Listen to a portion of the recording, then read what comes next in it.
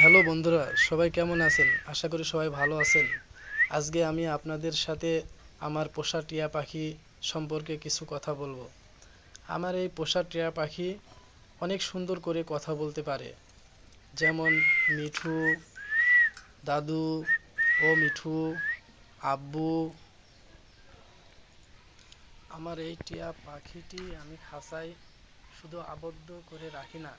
আমার এই পোষা টিয়া পাখিটি আমি মাঝে মধ্যে খাঁচা থেকে বের করে আকাশে উড়িয়ে দিই, আবার খাঁচায় পাখিটি ফিরে আসে। আমার খুব আনন্দ লাগে। আর বিশেষ করে আমার এই পাখিটির আমি খুব যত্ন করি। খাবার যেমন ছোলা, কাঁচা বাদাম, তেলাকুচা, কামরাঙ্গা, আপেল, কমলা লেবু দিয়ে থাকি। আমার এই ভিডিওটি দেখার জন্য আপনাদের অসংখ্য ধন্যবাদ।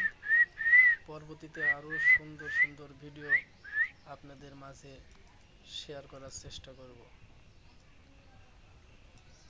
ধন্যবাদ সবাইকে।